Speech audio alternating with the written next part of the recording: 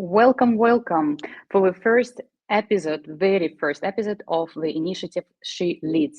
This is the initiative that I was thinking of launching for a very long time, and I'm very happy to be here. It's actually started with the topic of women and data that was very interesting for me from the very beginning. And then I wanted to go beyond a little bit of this topic, and I would like to explore these women who has succeeded in their career in the different industries. And today we have a very first guest, Christelle Patriarca. But before we are moving to that, I would like also to welcome my co-partner, Carmela Melone. So while I'm actually pulling her here, I would like to ask you also here, the audience, where are you coming from? You can put it here in the comments, and I'm happy to be here with you. Hi and welcome everybody. My name is Carmela Ana Melone and I'm with TGOA, which is an international analyst firm that observes both the global technology vendor market as well as the evolving needs of companies that want to extract as much value as possible from their own data. And so at TGOA, I am leading the research and content department, and I'm supporting Natalia's SheLeads initiative to contribute to a less biased world of knowledge, which I feel is very important as we're about to enter this new age of AI. And so that's why I am very excited to have this conversation today with Natalia and, of course, the wonderful Christelle. Wonderful. Thank you, Carmela, for your introduction. And I'm super happy to be here with you because this is something that I wanted to do for a very long time. And you encouraged me to finally do something. It took us a little bit of more time, but I'm happy we're here. And I see already in the comments that we have here Sabina from Uzbekistan. So welcome, welcome, Sabina. I cannot really see who is here from Dubai, but I think I guess, and I'm not sure if it's Stephanie. So if it's you, just write the comments that it's you. I have no idea why it's like this, but sometimes LinkedIn does their things. So when we have here Anna from UK. So welcome. I'm happy to be here with you. And now also, I would like to put on our stage Christelle Patriarca. So welcome, Christelle. It's our friend for a very long time, to be honest, from the Pink Linkers for the, I don't know, minimum 5-7 years, Christelle. I'm not sure. Yeah.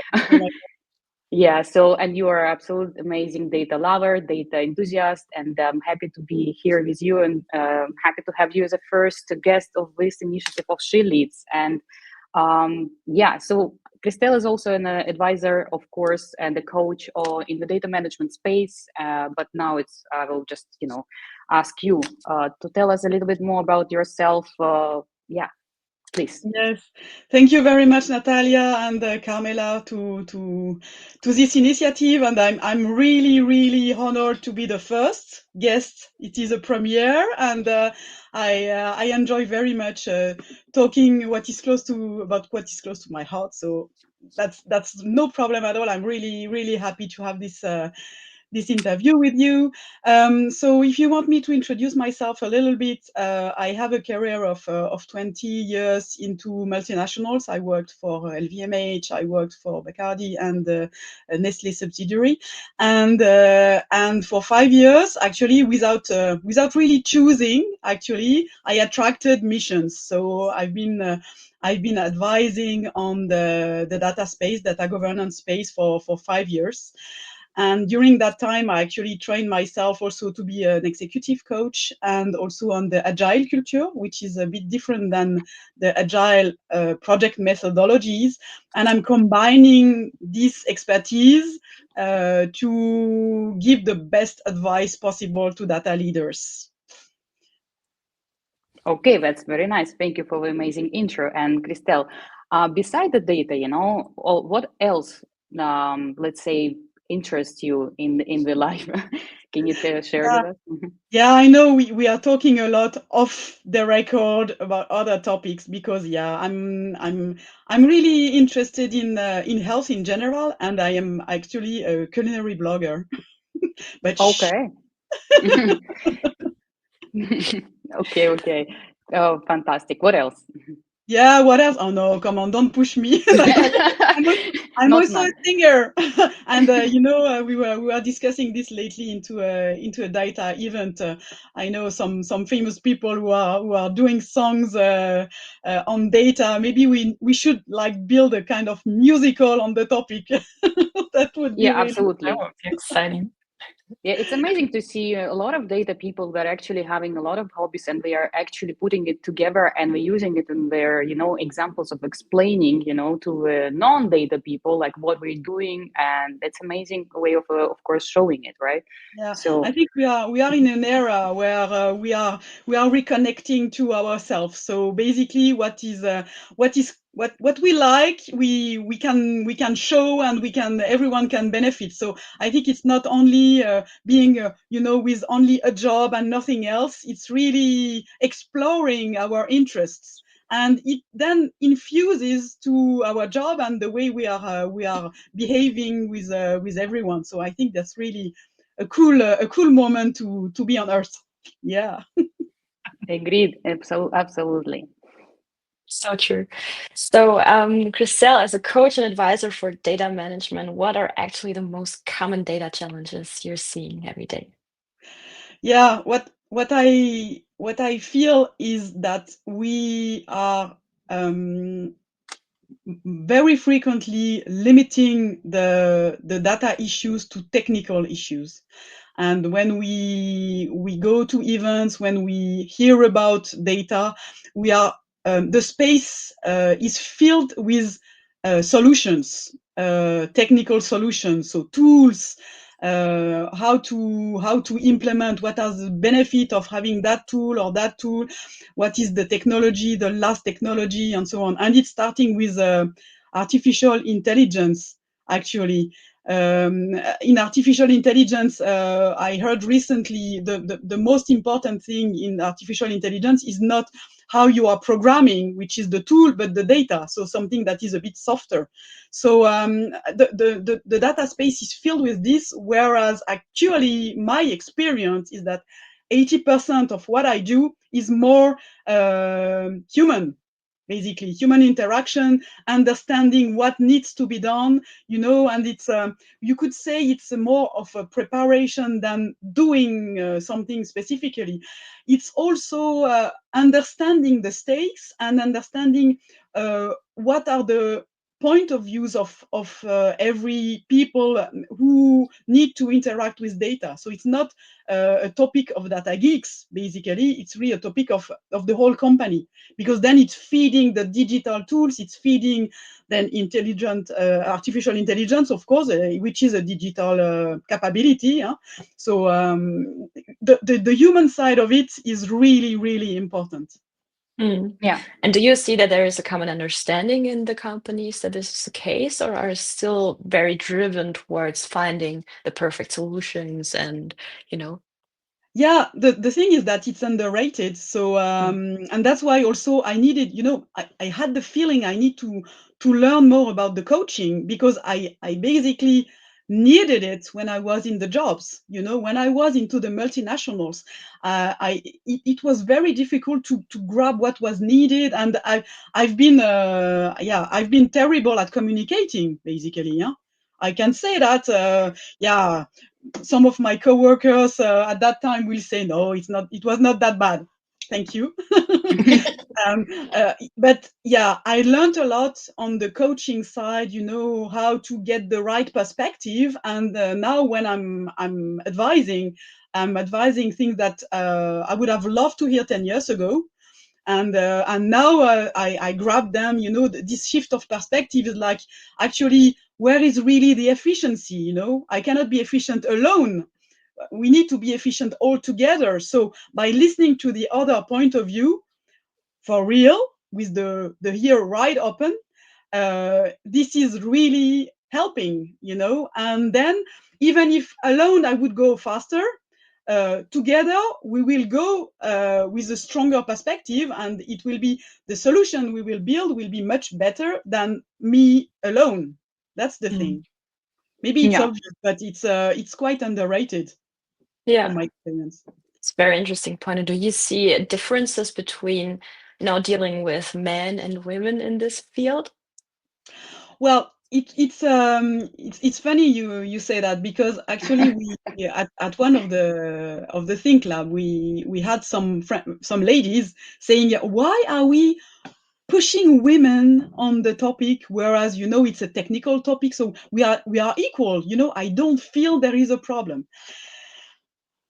What can I say? I think we are lucky. An open space, you can say anything. Yeah, in data, we are lucky because it's true that it's a technical topic, and in the end, when on the table you have women and men, there is no bullying like I would have heard in other topics. Mhm. However, the thing is that we don't have the women around the table. So we still have this problem that the perspective, and I must admit that there is a lot of common sense in what women say. Not saying that men don't have common sense. Huh? Don't push me in that direction. But still, it's the empathy is more welcome from a woman than from a man, and eventually this is shifting the conversation. And lately I was invited to a panel. I was not attending the panel, so I was able to really explore the dynamics I was seeing. And we had one with only men, one with mixed men and women, and I could see the shift of the discussion when women were part of the panel. So this is really, if you really want to observe this, you will see it. And it's not only for data, it's for any topic, basically. Right. Yeah. Well, I think it's a whole point, it's not just about like having more women and always fears at okay, now we're talking about the data space, right? But it's, of course, bringing a little bit of more balance, and by having at least equal the same number, it will only bring a good result of it, right? In any of the projects, to be honest. So, Exactly. yeah, now maybe moving a little bit to a kind of neutral perspective, and I would like to ask you a question about like, what in your opinion would be the best kind of a traits of a person when it comes to become a data manager, a good data manager? Yeah, it's this is really getting into the shoes that you are serving all the businesses. So the thing in the data function, oriented, business oriented, basically, can stay in whatever it can be related to whatever function. It can stay with operations, it can stay with IT, it can stay with finance, depending on the organization of the company. And at the same time, that you're serving not only this function, this is really a wide desk. And for this purpose, you need to be sure to have the conversations running with all of your stakeholders. So this is the wider way, and I talk about a 360 customer relationship, basically. So that is really, I think, very, very important to shift the perspective and be sure that you are integrating everyone to the discussion on the data. Okay, I will take a little bit of like a moment here also for this question and asking the audience. So, well, first of all, thank you everyone who joined us recently, and I would like to ask you as well in the audience, what do you think personally? What kind of traits, let's say, are very important for becoming a good data manager and succeeding in the data projects, right? So we would like to also, of course, talk to you about it, and feel free absolutely to ask any questions here. We are put it in here, and we move on our questions to Christelle. Hi. And also here, hi from Hamburg. That's nice. Hi, Christine. Hey. And hello from Yerevan. I have no clue who is it, but I'm sure it's somebody from our team of Pink Linkers. That's nice, guys, that you're supporting us in our first episode. So very exciting to have you here. Yeah, Carmela, please. Yes, so one of our topic today is, of course, AI. It's all over the billboards right now. So especially with AI shaping the world of data right now, data quality has become such an important topic for companies across the industries. But from what we can see as analysts, many companies are struggling tremendously with maintaining the level of quality needed. And many of them are failing to implement a solid and end-to-end data governance, oftentimes due to the lack of really understanding what data governance really is and how you can take action upon it and implement it in the right way. So as a seasoned expert in this topic, can you describe what data governance is and why it has to be agile? The thing is, wow, you're asking me a lot here, because the topic data governance itself, even if our team, we are 6, we don't Mhm. necessarily agree on what is data governance per se. Mhm. So, just to frame. So I don't want to be rude at anyone in this in this space. Yeah, absolutely not. But the topic is governance. So meaning you're governing. So I'm going back to the roots. The idea is to make an organizational space that will reply to any of the requests. So we talk about AI, and I think AI is the right perspective, because that's where we need the biggest amount of data to be successful. So whatever you are going to create in AI as a tool, inside your company, it should be based on data that are correct. So the data quality from there is very important. So I'm just to loop with what you were saying, Carmela. So then the governance needs to understand what are the stakes, so what are you really building in terms of AI, because it can be anything. And trying to adopt the idea we want to the best data quality for any data, it's just a nonsense. It's too much. It's too big to swallow. We're saying we cannot swallow, boil the ocean. That's what we say, it's impossible. So you need to shape the governance from there, starting by what are the business needs. Okay. And then you're building an organization that will make sure that you are supporting what is going to be needed for the businesses. So I'm really relooping also to what I was saying before. You need to have the right spaces and the right support to the business needs. Okay. That's right.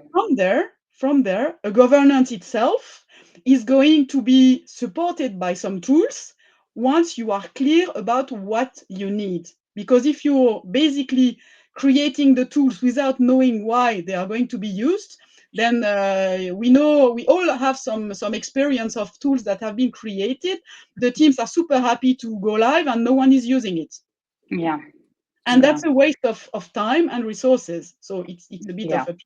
Then it's okay, because everyone learned in the curve. Huh? So it's not like a drama if you have done a tool and it's not used. It's just that you could have used the time and resources a bit more wisely. So it's starting with the people. It's starting with who you're talking to, and shaping it the right way. And then, as you were saying, for me, agile. And the agile culture, so not the methodology for project management, but the agile culture is essential, because you are going to be able to break the silos. So in data, we always love to have silos, and I even had in one of my mission, the chief financial officer himself telling me, but Christelle, can we keep our data for ourselves in finance? And we all want to, because it's so cozy to be at home. But if you really want to be successful and have the right support with the right dashboard, the right KPI, it needs to be across. So across the business means that you build the governance to make sure this is happening.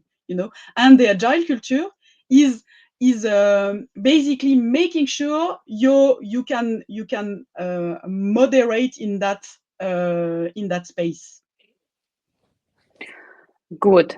Thank you so much for a very detailed answer. I hope that your guys who are watching it, taking it into consideration. I'm sure it's a very nice free advice from Christelle.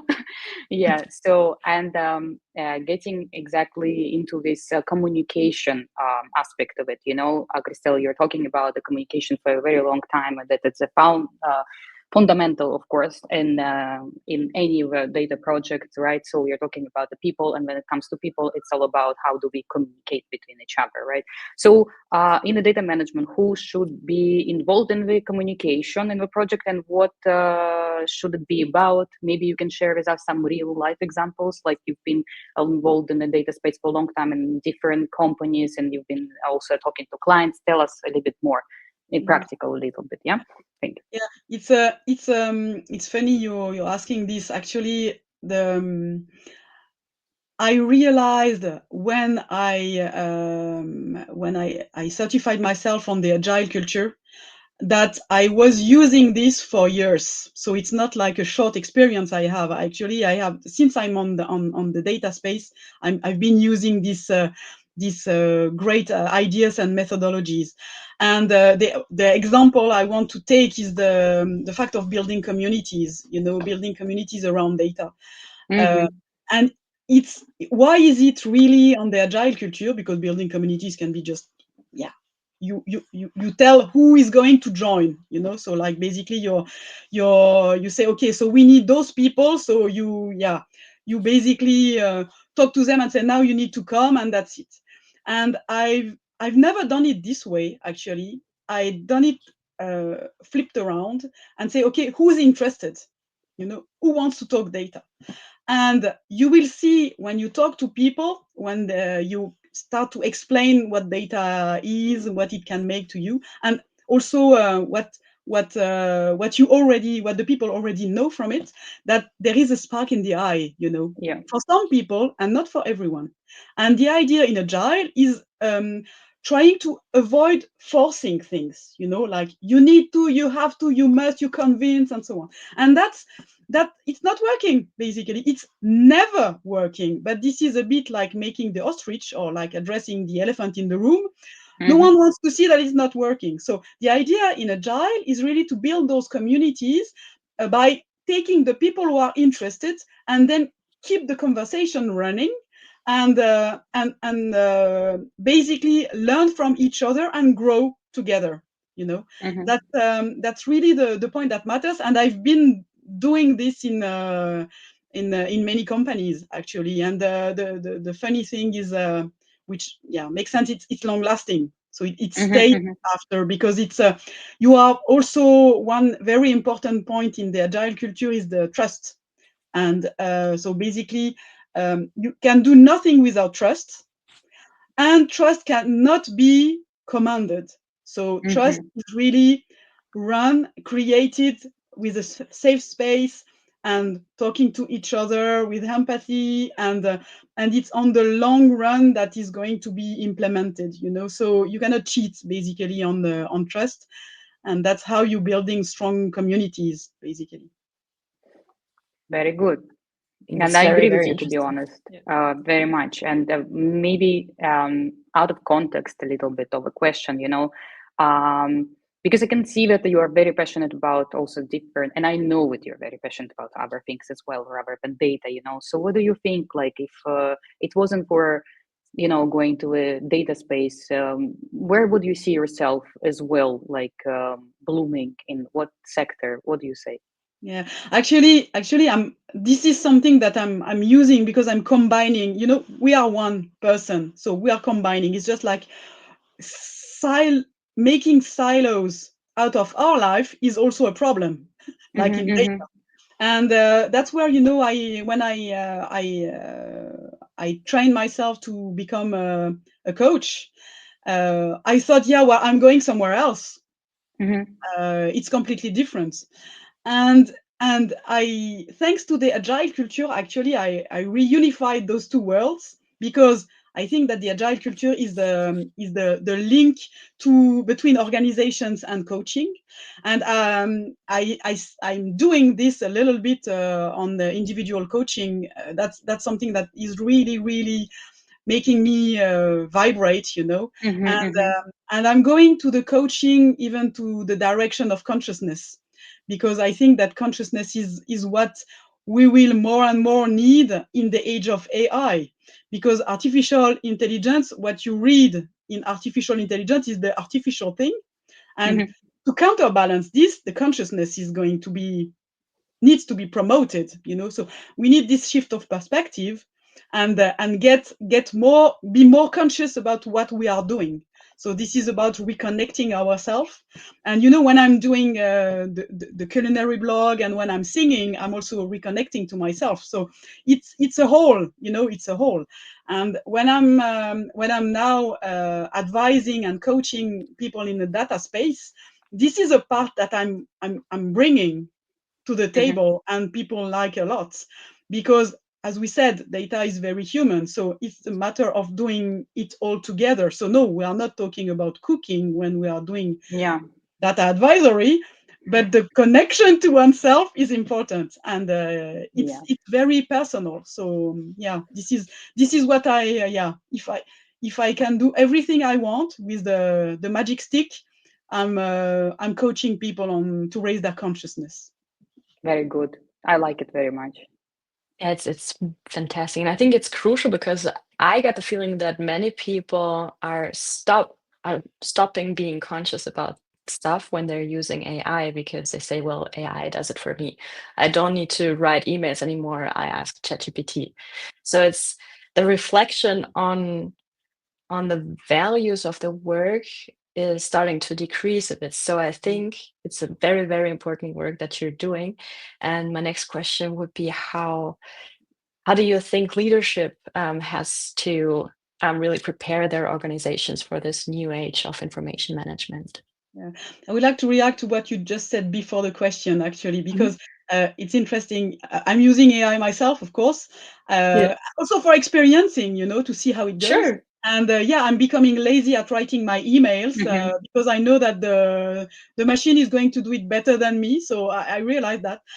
Then what is interesting is just to have the idea that maybe the machine is going to do 80% of the job, but your value is in those 20, and that makes the difference. And so I'm becoming, you know, like pushing myself to find the extra mile, you know, to make it different. And this is what the machine cannot do for yourself. So Yeah.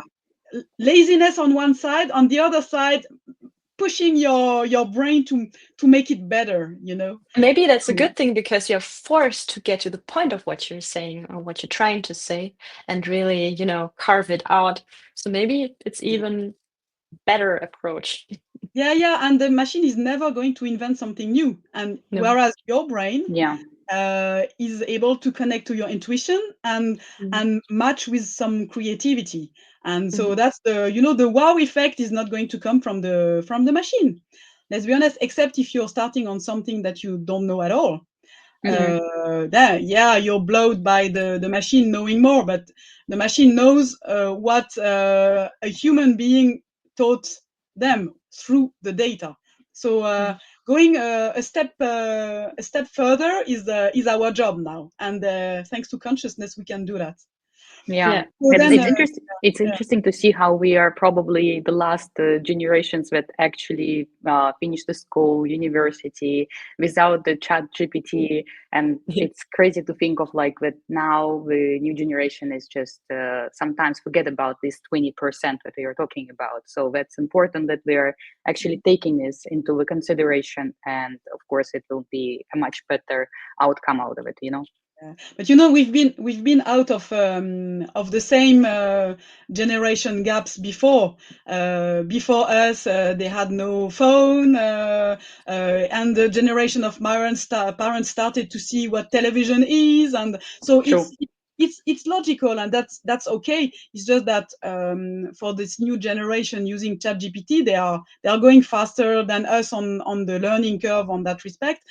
However, when they need to really use their brain, Hmm. and they have to, when they write their essays, and that is not online, that it's okay. I mean, they will also face difficulties that we don't foresee now. So that's okay. It's just experience. It's experimenting. Exciting times.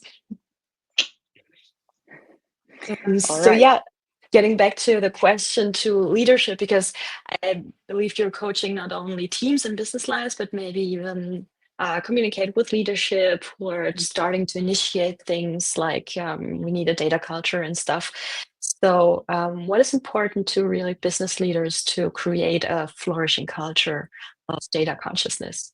Yeah, so actually reviewing what leadership means is something that anyone should do, reflecting on that. And I'll advise the famous book of Frédéric Laloux, Reinventing Organizations. I know I'm telling everyone to read it because it's a 10-year-old book, but it's still very up to date. And reinventing the leadership means, bringing the value by showing people use case, showing example. The data literacy space needs to be filled, to explain people with simple things. You don't need to give essays of 500 pages for people to read, but with nice infographics, you can learn a lot and understand how the world works. And then on the leadership space, also when you are in charge of teams, this is flipping the work around. So that's the agile part of basically not being the one who knows, but be on the space where you're valuing your teams to speak up and you deeply listening, because I say frequently the wise should speak last, because if you want to learn something, you need to listen to the others. And that's a underrated way of working, because you think that you need to be efficient yourself, whereas it's everyone to be efficient together, and it's getting you farther. So the leadership advice is really to shift the perspective on leadership, and then you see magic is going to happen. It's great. Perfect. That sounds perfect. And for the people who are trying to keep up with the requirements post AI coming into our world, what do you recommend? How can they equip themselves with tools, with knowledge, with skill sets to really flourish in this new talent pool? Yeah, I think we need to be curious and try. Because it's not only a trend, it's a new capability. So you need to start by yourself. Use the tool. So I'm using Mistral AI because it's European, on the contrary to ChatGPT. So let's try to train machines who stay in Europe. Just saying. So I'm using Mistral, and there are not a lot of other tools. And the idea is to bring ideas. And honestly, I'm using not every day, but quite frequently to provoke some thoughts, some ideas, and especially in the spaces where you are not an expert. Like I'm doing some marketing for myself. I'm not an expert in marketing, so I'm using the tool to help me on that a little bit. That's how you see how it is reacting, how fast this is changing, and we need to try. I'm going back to agile because actually by bringing those type of organization from the ground, you are creating a safe space to be creative. So there are no bad ideas. We are just bringing ideas, and then we see how we move as a team. And that's how you create the use cases, basically. So we have the luck to have internet now, which we didn't have when I started working. Don't want to feel like a dinosaur. But the thing is, you can learn about what others do quite easily. And that's how you're basically using your curiosity and going where your heart is bringing you, like not being forced to go somewhere you don't feel to just because you have to, follow what makes you move, follow your guts, basically. We know we have 3 brains, so the guts is also a good indicator. I love it. I love it, to be Sometimes a honest, better one. Christelle. Yeah, it feels like that this is actually something that I would like to wrap it up, our first episode, Carmela. I'm not sure how you feel, but I really feel like that we have covered more than we wanted. I'm happy for this, and maybe I will take a little bit of more time to kind of, giving time to the audience maybe to ask some questions if they want to. And yeah, so if you have some few last message, let's say, to our people, what do you think, Christelle? What do you say? Yeah, what is really what was a game changer for me in my professional life and also personal life is to start the journey of shifting the perspective and shifting the mindset. Learning in terms of space on the personal development, and we talk about midlife crisis. Maybe you're a bit young, ladies, to understand that concept. You'll see a bit later. The idea is that there is a shift at one point where just like, okay, but what's the matter? What is around me? And and using this as a a step for progress is really important. So yeah, connecting to yourself and yeah, follow what comes from out of you is really the best advice for me. That's very nice. That's very nice to summarize it. And I've been thinking yesterday for a very long time, how would I want to wrap it up, the first episode, and that was, yeah. So I came up with some interesting phrase, and basically it goes like this: if she leads, and in this case, if Christelle leads, then we all move forward. And that's how I want to wrap up our first episode. Thank you, Natalia. Well said. Thank you. Yeah. So, and I would like to, of course, thank you, Carmela, for being with me here and helping out to host Anytime. this first. Yeah, well, actually, more times to come this year. Hopefully. Yeah. So, Christelle, thank you for being our Thank you, very Christelle. first, guest, and Welcome. My pleasure.